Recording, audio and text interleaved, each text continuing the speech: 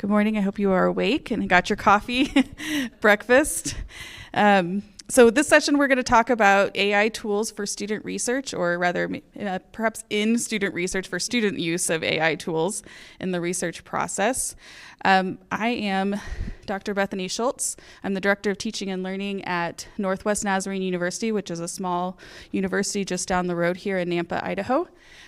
This is my colleague, Christa. She's the Director of the Center for Professional Development at NNU. We have very similar backgrounds, both in curriculum and instruction, and then organizational leadership.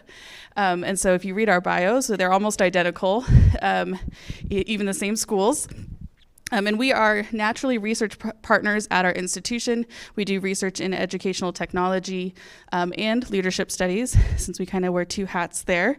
And so when AI came around, that was a very natural progression for us of thinking about research and how AI is going to impact that. We both do dissertation advising and serve on committees, so we're involved in student research. I also teach in graduate education in mixed methods research and help students write their first 2 chapters of their master thesis. So that's going to be a lot of our examples today. These are our outcomes for this morning. So we're going to look at appropriate use of AI tools in the research process and kind of how, whether you're a technologist or a designer or a faculty member or instructor, to think about how we can integrate those without replacing good learning and without disrupting the skills that we're hoping our students develop as they do research. We're going to talk a little bit about ethical guidelines, not necessarily to inform you about those ethics, but rather maybe what needs to be pointed out to students if they're using these tools for research purposes. And then most of the time, we'll talk about actual practical things that students can use with AI tools, and then which AI tools we've kind of reviewed or even use in our own research that we would recommend for student use. Okay, we're going to begin by looking at the assessing the appropriate use of AI in research. And we are probably all using large language models enough to understand that there are things that generative AI is good at and there are things that it is not good with. So it is a language processor. It summarizes, simplifies, and explains, and not just duplicating text, right, but generating text. And it's not perfect, obviously, but it tries. And it can, well, you know, I think it fools the detectors more than it fools the people. I mean, have you found that your ChatGPT detector has grown, and like you can spot it? Anybody in the same boat? Like, that's written by ChatGPT. And then other thing it's good at is brainstorming. There are, how many of us sit down and ask, hey, give me a list of examples of this, or what would be a good title for this, or what is this? It's a great brainstorming partner. What is it not good at? Not always awesome with accuracy. We all know this. The number of times we have to say, please don't give me fake journal articles, only give me real ones. Math, in addition, you know, you don't want to have it run your analysis, and deep human understanding. We always want to bring our own brains to the table and not leave those at the door. So it does not replace what we bring with our understanding. So here are just some general ways. We're going to get into more specific strategies kind of in these categories. But general ways to use it in research is helping you refine those topics, designing research questions. I know my students really struggle with the wording of research questions, and when they're forming those questions, they're not always able to think through towards that data collection, and is that data actually going to answer my research questions? And so I have found it helpful to help them see different variations and understand the differences between them. It can also help students with choosing methodologies, especially when they're starting out. They don't have that breadth of knowledge that sometimes instructors have for different methodologies and choosing the appropriate one. And I have found it pretty helpful at guiding students through asking questions about their study to help guide them to that methodology. It can find background information. We're going to show you some specific tools that are designed for finding sources and background information, which is a lot more accurate and reliable than just a ChatGPT or Copilot. It can do some editing and proofreading. We'll give you some warnings about that, and some tools that are designed for that. And then data analysis. I would not use ChatGPT for data analysis, but there are tools that exist out there that can help students with some of that data analysis work. Whenever we're using any sort of technology, it should always come back to our educational outcome. So this is worded for AI, but this could be any piece of technology in our classes that we are supporting the design of or teaching. And so any use of technology, including AI, should always support or enhance the student learning outcomes, not hinder it or replace it. And so once you know that outcome, then you can determine the appropriate use of AI tools for that instructional use. So an example of this, in my mixed methods class, they do a literature review and I have them write annotated bibliographies. The outcome for that is that I need to know that they know how to read an article, they know how to extract that information out of it, and they can appropriately summarize it. If ChatGPT can do that for them, and it does it better than them most of the time as master's students, but then I can't actually know if they know it or not. And so I do not let them use AI for writing those annotations because I need to know that they actually can read that article, they're understanding what they're reading, and they can represent that well in their summary. Whereas at the doctoral level where they're writing like 200 annotations, probably around that 50 annotation mark, they probably can use some AI to help them write those summaries, as long as they're still reading the article and verifying that information. But my outcome is less about can they write an annotation and more, are they actually reading the breadth of knowledge and literature that they need for their literature review? So the outcome is the use is very dependent on the outcome.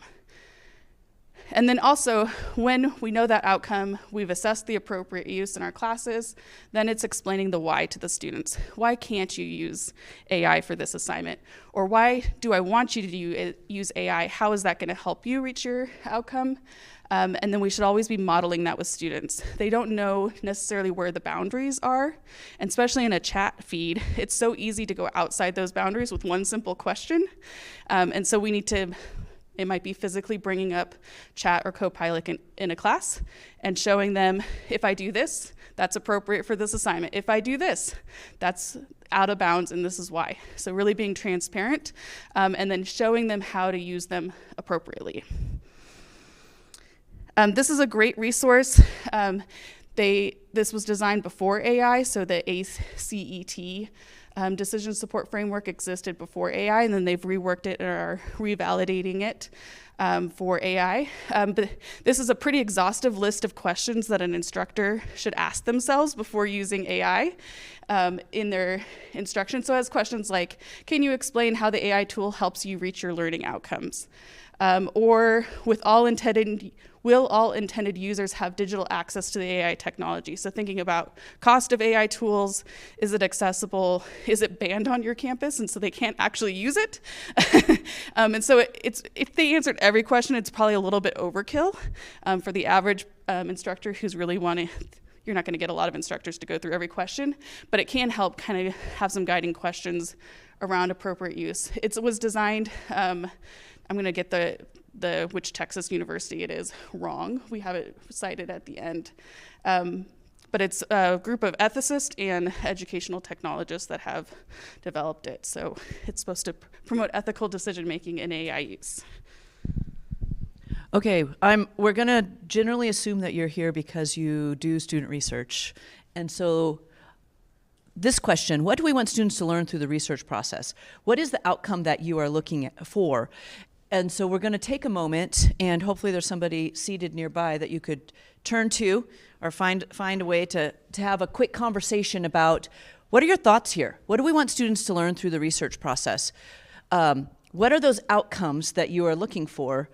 And preferably you're looking at your context, specifically what it is that you do. So I know I'm going to make it awkward for you. You got to find a stranger, have a conversation, but this is great. You're networking, right? So find somebody nearby you and discuss this question. Go ahead. We'll give you a few minutes.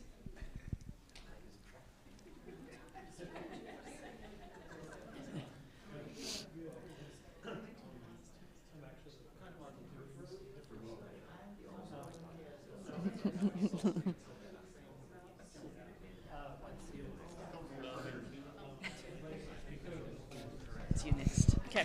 Oh, I'm going to ask.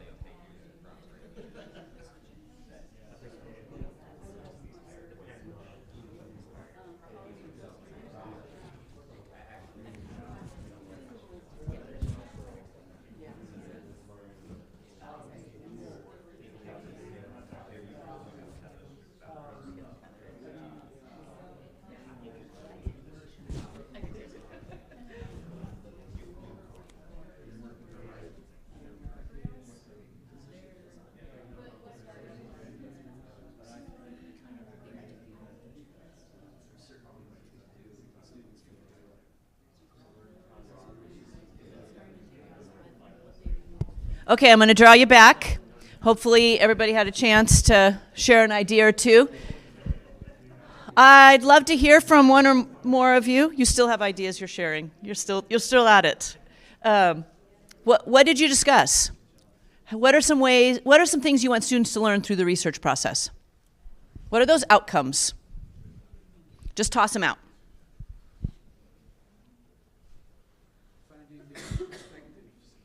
Different perspectives, love that. Good. Other thoughts? Was that you? How the data was collected? Yeah, excellent. Like, is it accurate and legit and valid, reliable, that kind of thing? Yes. Sample size of 12. Yeah. Good. Other thoughts? What do we want students to learn through this process? Yeah.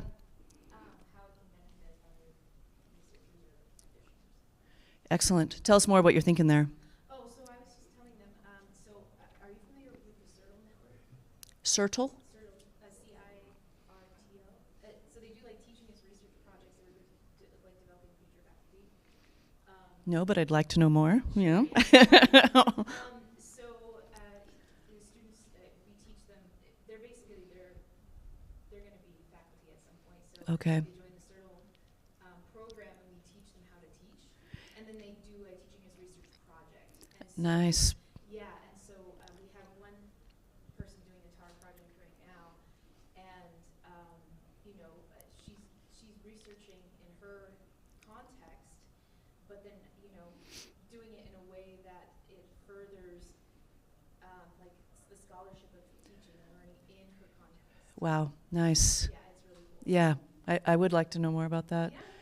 Yeah. Any other thoughts here? What? Yeah, go ahead. Kind of piggybacking on her response, kind of working through a consistent methodology Mm-hmm. and making sure that it's accurate and ethical. Right. So I think that's a big part, and also relates to AI. And now that we have access to Yeah. deep research options. Yeah. And I think learning that process, and I think that's an important part to consider, like if they're learning the process, then in what ways is it appropriate then to insert the AI tools, as we learn through that. And if it's your first go versus your second go, yeah, go ahead. You looked like you had a thought. Do you have a thought? Yeah, so I think there's like different phases of the research process, and AI can be used to different degrees at every stage. Yeah. And then there's also different expectations from a disciplinary standpoint. Like every kind of discipline has their own, standard organizing agencies and publications Yeah. and stuff that have different. So I think like researchers, whether they want to or not, just sort of need to like educate themselves on what's acceptable and be in dialogue with these different kind of groups and be willing to adapt as they And change very quickly. Yes. the line's always blurry and moving all the time. Yeah, and so we can't leave our brain at the door, right? We are needing to be discerning and we're going to look at throughout that process what are some different tools we can use. That's where we're headed today, and but I think it is important to note that discipline specific. You're absolutely right. Each discipline has a different way that they approach research. We're in the social sciences. Side note, that's what we do. So if you're wondering what our context is. So we're going to go through some ethical guidelines, again, not to necessarily educate you on the ethics of AI use. We're all professionals here and you are probably familiar with those, but maybe highlight some points that might not be clear to students and we need to think about in the student process. So I talk a lot with faculty about data privacy and intellectual property, and I also talk to my students about this. And so one of the things I tell them is if you wouldn't post it on Facebook, you shouldn't upload it to ChatGPT. Depending on the age of students, that reference to Facebook might be different, but for my graduate students, that is a very relatable reference, and for faculty, that's also a relatable reference. A lot of faculty are concerned about intellectual property, that information comes from someplace, whatever it produces. But students need to think about they're putting their intellectual property into it. And then also that our rules about citing and stuff do not go away just because AI said it. And I don't let my students cite AI. I ask them to tell me if they've used AI in some way. But if they make a claim and they cite an AI tool, I tell them they haven't done their job as researchers. That information came from someplace, and they still need to go figure out if they want to use that claim, they need to go do the work and find the original source, or find a source that represents that claim.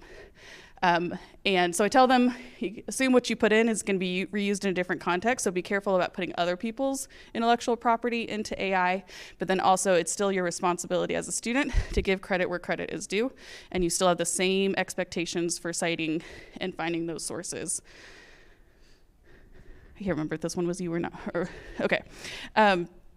We know that there is bias in AI tools. They're predominantly trained on Western knowledge. That's not necessarily a bad thing on the surface, but we talked about part of the research process is learning from different perspectives.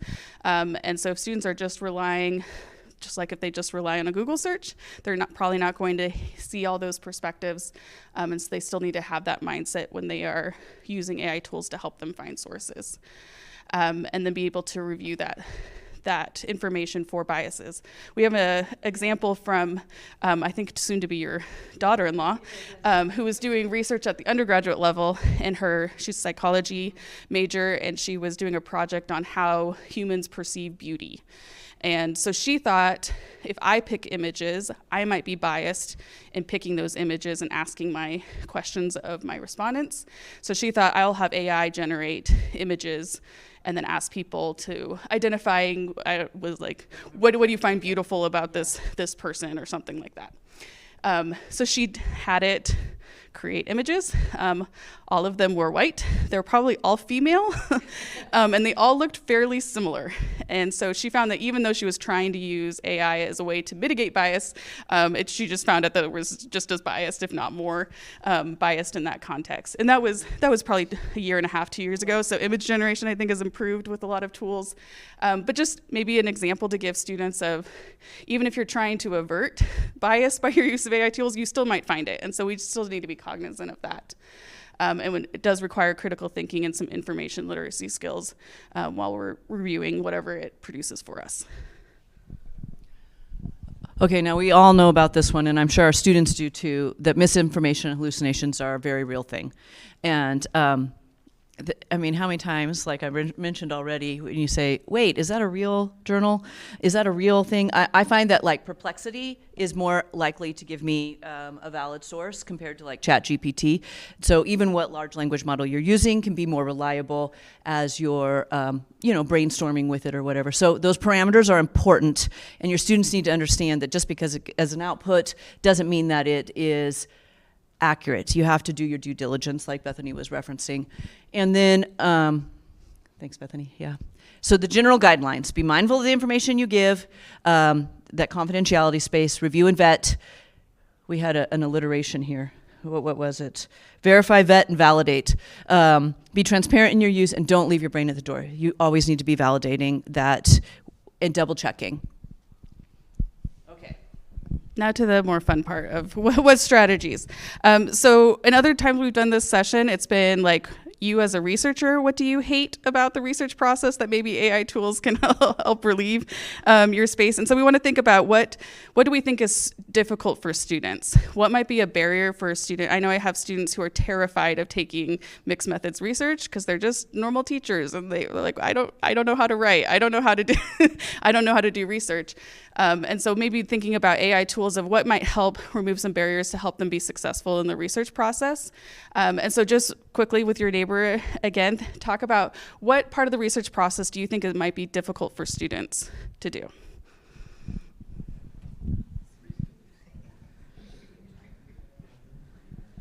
What is your thought? Which one do you think? What part do you think is more difficult? Understanding the literature review is the hardest for my students. Yeah. I find that when they, like my doc students, getting all the way to the end, actual accuracy with statistical notation, or if they're doing more complex quantitative analysis. Oh yeah, they don't even know where to begin. Yeah, they don't even know where to begin. So it might depend on the student, different barriers. And it's hard to explain up front why. Yes. You kind of need to understand. Amy and I tell our students, you gotta trust the process. Like, I'm not asking you to do something because it's not useful. Like, just go through the motions and you will find that it'll help you with the next step if you do this first step.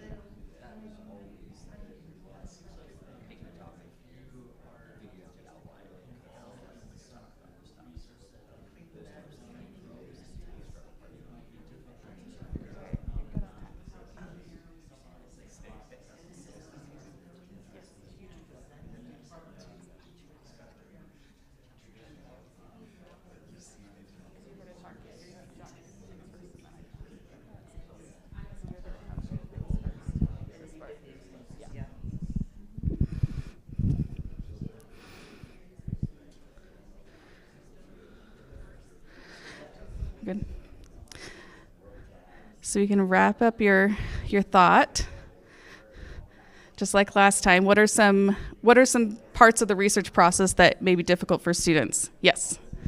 I think it's been really beneficial in the brainstorming phase. So brainstorming, maybe just getting started. So I think that's a big stumbling point for a lot of students and for anyone. Face a blank page, how can you get started? And even to dip down a little bit into like the AP capstone class, they really emphasize AI usage for brainstorming. Like, if I'm interested in such and such topic, what are some options for me? Or how can I narrow the scope of my research? So that's an example. Yeah, brainstorming is great. Yeah. Other parts of the research process that may be difficult for students.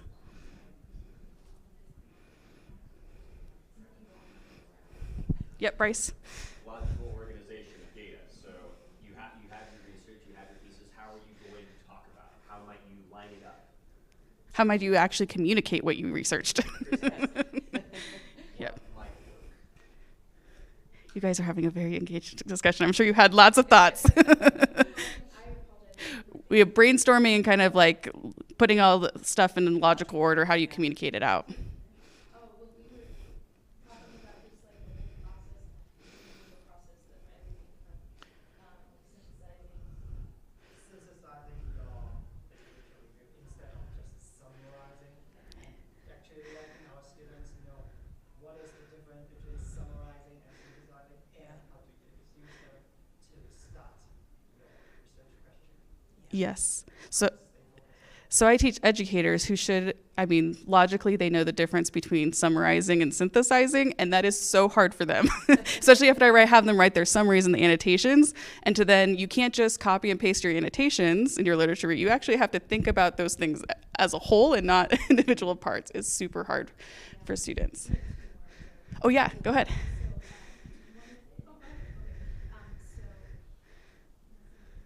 Angela said, going through the research papers, you might find ones that you think, okay, this seems like it relates to what I'm studying, and then you get through them and you realize only like 3 actually apply to your research question, and so you just wasted all this time going through all this literature, and only 3 apply. Yeah. So that was one thing, and then another thing was like the data analysis part is tedious and boring for me. It's a lot of like. And for another student, that might be the most exciting part of the whole process. And so what's challenging maybe is definitely individualized. I think literature reviews are hard for a lot of students because I think it's a very different concept than just writing a normal college essay. So if they're really doing deeper research, that's still a hard thing and hard to explain to them up front of you're going to do all of these things that seem really tedious and don't make sense. And yes, you're going to read lots of things that you're not going to use and it's going to seem like a waste of time. But the end goal, you can't get to the end goal unless you've gone through some of that process. So something that's hard for students. Okay, and we did mention this one, a brainstorming partner. This is one of the primary ways. Anytime I start a research project, I'm right here, right? Narrowing the topic, choosing methodology and design. The last research project that we did, I was having conversations with chat, like, this is the direction I'm thinking to go. What are you thinking would be the best way to set up my methodology on that? And back and forth discussion on what that looks like. Also the refining of research questions, narrowing it in, which goes back up to the narrowing of topics, right? Sometimes, at least with my doc students, they start really broad and they want to take on the world. And it's like, you can't take on the world. We got to bring that in. We got to bring that down. Even the processes and procedures and like routine templates, like if you've got your informed consent or you got your IRB, we don't have to spend all that time crafting that language. We can get a little help. Sometimes when we've done especially qualitative space and looking at those questions, we've used ChatGPT to generate some of those instrument items just to get some brainstorming, like what could that be? What could that look like? What are we not thinking of? And that brainstorming partner can be very useful. So some examples. So I like to call ChatGPT and Copilot kind of like your Swiss Army knives. They do lots of different things. They're pretty easily accessible to students. We're a Microsoft school, so Copilot is available to our students. But sometimes a Swiss Army knife is created for multiple purposes and not a specific one. So when I think about tools or AI tools, something that's designed for that specific task that you want it to do is probably going to be better. It's going to have better training on its large language model behind it. It's going to have different parameters. So Perplexity is one that is better trained for research purposes, and it's better at finding accurate journal articles, and probably has a little bit better parameters around research.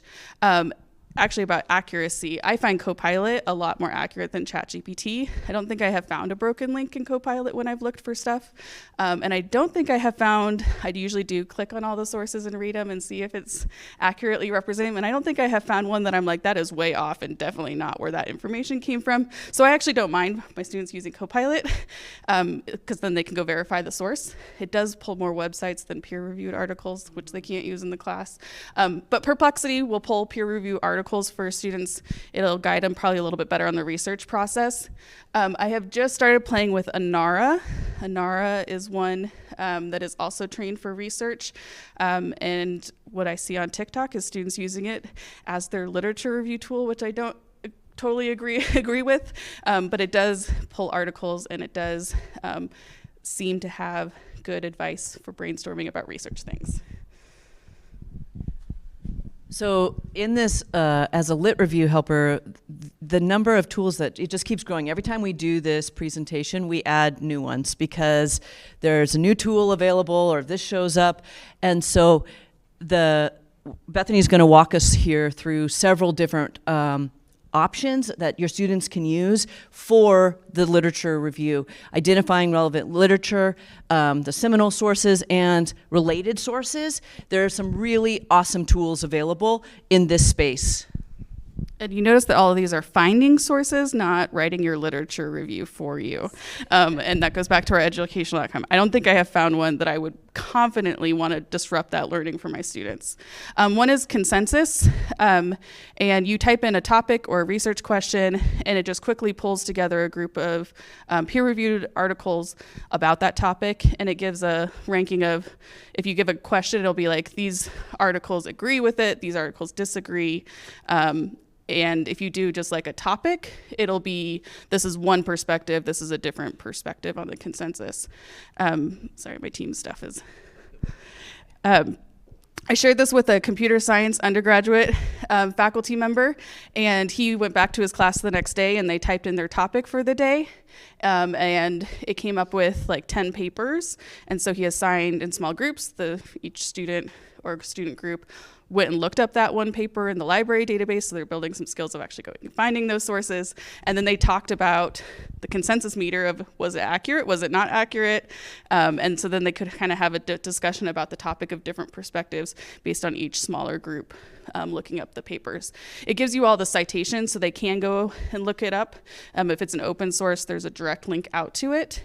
It also gives like some tags, so it'll say like highly cited, there's observational study, some of it will be like this is a literature review article, and so it can kind of give some tags to help students understand what that source is representing. Elicit is another one that I like. You upload or you add, like by the DOI or the reference information, you add studies to it, and then it gives you the options to create what it calls columns with that study, and it will elicit or extract information out of that article. So some of the examples are, it will give a summary, it can bullet point the main findings of the article, it can pull out the methodology. So for like my annotation example, the summaries that it does here would not replace what my students are doing in their annotations. So I really don't mind if they use this to kind of look at the summary and see, does this represent like what I'm seeing in the article? This could really help the lady who just left for students to kind of vet out articles before they go do an assignment. They could put in the articles, they can go look at the summary and go, is this actually going towards what I need from a source? Here's a kind of an example of what it looks like. So you can add a whole bunch of columns next to it. This one you can do a decent amount without hitting a paywall, so you could have students use it at a minimum level. If they're really, really using it, they will likely have to pay for it.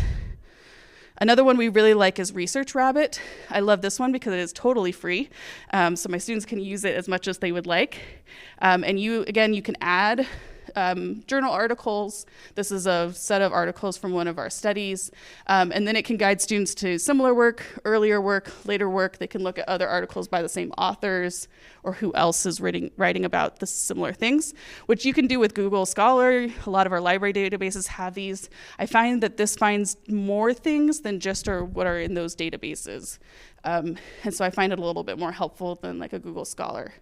The one thing I really like about it is that it can help visualize literature for students. So what you're seeing here, the green are the articles that I added to Research Rabbit, and blue are related articles based on the articles that I gave it. And so especially if you're doing your big lit review in your dissertation or something, it's hard to see how all of those things intersect. And I find sometimes a visualization of that helps my students figure out what's important or maybe what they're missing that they need to go hunt down and read. The size of the bubble is, I think, the number of citations, not necessarily the impact factor or anything like that. I think it's just the number of times it's cited. So it could help them make sure that they're finding frequently cited stuff so they're not missing a big hole. The other thing, I don't have a picture of this, it can put it in timeline view. So they can see the progression of the literature over time. So they've got like a 20-year gap that they don't have anything cited. They can go find some articles to make sure that they're seeing the whole progression of the research. So another area, in the process can be the manuscript refinement. I will say when I first get a doc student and they have their chapter 1 and 2, it often is all over the board. And I think it could be very helpful, I'm kind of jumping around a little bit here, for them to use AI in this manuscript refinement space. I actually have them upload their chapters 1 and 2 and have it create an outline. And then they look at that outline and I ask, where is it not logical? Where is this not making any sense? Is this actually what you're wanting to be conveying in your chapters 1 and 2? In addition, the grammar and the proofreading, there are a couple different, and Bethany's going to look at those tools that do that very well. And, back to that brainstorm partner space, when you hit that writer's block, you begin to have that conversation, right? Okay, how do I best want to approach this next? What am I missing here? And so when it comes to the writers, as you're composing, you can use it, again, in that brainstorming space. And the affirmation of logic goes back to the outline and how are they actually putting that paper together? So I find a lot of students just go to ChatGPT to say, help me refine my paper. Depending on the level of student, that might be effective. I don't know if I'd recommend that for undergraduate students who are still learning how to write, but I might trust my doc student to go and use ChatGPT for some proofreading or some affirmation of logic. Grammarly, we all know. Our institute is actually deciding to stop offering Grammarly. Mainly because we feel like it's kind of gone overboard of how much it's helping students write, because it's rewriting whole passages and not just kind of grammar and proofreading. Again, we're a Microsoft school, so we're pointing people now to Microsoft Editor, which is kind of more back where Grammarly was at the beginning, with just grammar proofreading, with maybe a little bit better than old-fashioned spell check in Word. But there are tools like this. I know Quillbot is one that students use, probably to their own detriment a lot of times. So again, go back to your educational outcome if you want to promote these with students, or if there is maybe some discouragement because the students are still learning the writing process, but there are tools that can help them refine their manuscript or their assignment before they turn it in. How many people in here have heard of Recite? I use this every single day as a professor that I'm grading whenever I'm grading writing. It is an AI tool that analyzes APA, and I think Harvard is the other style it does. It analyzes the formatting, and it points out every single unitalicized piece, period, comma that's missing. It picks up everything with APA formatting. So I use it to help me grade. The first time I read through something, I'm just reading for content or for what I'm actually assessing, most of what I'm assessing. And then I run it through here before I go and grade their APA formatting, because this will do most of the work for me. I can still read the report and determine if it's accurate or not. So you upload your paper and it kind of gives you this report and it highlights what's wrong about it. It's connected to RefWorks, so if there's missing things in their citation, it will fill in the gaps or it'll tell me what's missing, and I can go verify it real quick, and then mark all that feedback on their Word document. You can have students use it. Students can upload 8 pages a day and use it for free. My annual license, I think, is $60, which is totally worth it for me as a professor for how much I use it. So it is pretty low cost if you have students who are going to use it a lot in a course. But it checks the citations in the body and then also checks the references. It'll even check, like, is there a citation without a reference or vice versa, which if you've ever done a dissertation, that is a lot of work to make sure you've got everything all lined up. For this presentation, we found this tool called Thrix.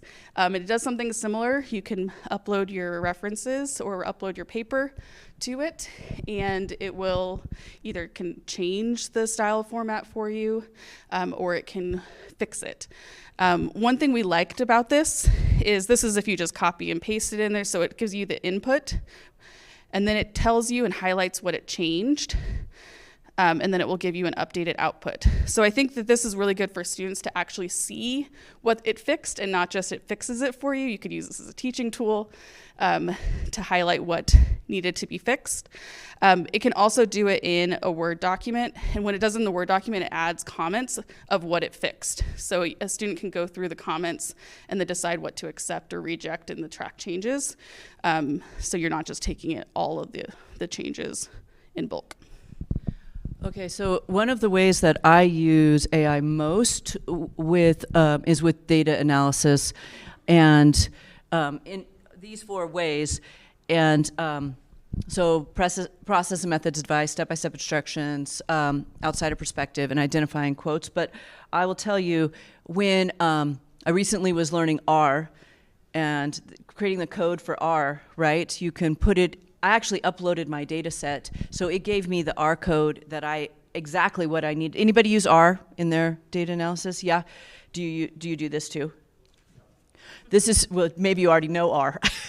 I was learning, and it was challenging for me because I'd miss one little thing, right? And so I'd be like, what am I doing wrong? And I'd have those conversations, and so it was very helpful, especially when I put my own data set in.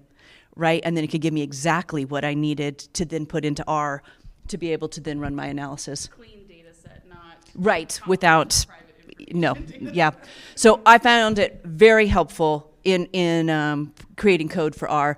And then another part, go ahead, Bethany, is with statistical notation. I find with my students, sometimes they do their data analysis and they don't know how to put it into the journal article accurately, right? How do you actually write that in proper statistical notation? And so, I mean, I direct my students to do this, and what I like about it too is that it then tells them what it is that they've captured. You know, here's my output, here's my results. How do I write that up in my dissertation, in my journal article? So I find this to be very useful. You know, like, is this the accurate way of writing it up? And they'll say, well, actually, you need to do it like this. These are just generic samples. I have done it with my own data set so that then it is accurate to what I'm doing. And I will say there are other options. Go ahead, Bethany, thank you. So this particular is a Harvard large language model, and it's built on top of one of the chat platforms, and it's called Ping Pong, and they've developed different personas that can engage. And so when I use this, it actually is even more accurate in my R code in the outputs that it put, because it's been trained specifically for statistics. So I find it to be very useful. And so we've been looking at quantitative analysis, but there are also qualitative analysis tools. So I will say that we, because we were curious about AI in research, so on one of our recent studies, we did our manual coding like we would normally do with our qualitative analysis. We made sure there wasn't any identifying information what we were putting into it. And then we had ChatGPT at that time do the analysis as well and compared how it did to what we did manually. And most of it was the same. It did the same, had the same themes and codes that we produced. There was maybe one or two that it said, and we looked at it and we're like, I'm not sure I saw that. And we went back and manually went through and read, and we're like, oh yes, that is representative. So we found it kind of helpful to maybe affirm what we were doing. And we still had to go back through manually and redo our coding to make sure that that was accurate, and not just we were looking for it because AI said it was there. But when I did this presentation a year ago, NVivo is a big tool for doing qualitative analysis. They were announcing that they were going to add AI to it, but they hadn't done it yet, and they did it this year. And so it now has an AI assistant within the coding platform that can auto-code suggestions for codes. It can transcribe videos more accurately than it did before, and then it can do kind of summaries of the qualitative data that is put in there. This one's pricey. I don't pay for it myself because it's pricey, but I trust NVivo that they have developed a quality product and they're paying attention to the quality of their AI assistant. So all in all, kind of general guidelines for AI tools is it can be a brainstorming partner. Sometimes students just need that extra help when they're sitting alone in their dorm room or in their home trying to get their homework done, or trying to get through the research process. So I think it can be a great brainstorming partner for students. It can help students find key literature. It doesn't hurt to add another tool to be looking for sources. It can help them polish their manuscript within some good boundaries and reason, and it definitely can assist in the data analysis phase, which can be a challenge for some students. Now we're open for questions. We're right at time. Yes? Curious, in your school, university, any AI tool is approved? Do you need to obtain approval from your IT department? Our CTO is sitting right here, so I will answer right here in the front. So I will answer with the official policy. Yes, especially if we were paying for it and we were having students use it. If it's something that we're requiring students to use in a class, we do a software approval process that should go through. They do have access to Copilot, so that's like our pre-approved. Nobody has to ask permission to use that, and it's accessible to students as well. ChatGPT is approved, although we're trying to cut back on the licensing for that because it can quickly get out of control. So we do have a process for that. And we're a small institute. We got 2,000 students. And so that's pretty easy for our faculty to navigate, which might be a little bit more challenging at scale. Yeah. That also gets reviewed by our cybersecurity person. So there's reasons for that approval process. Any other questions? Well, thank you for joining us this morning.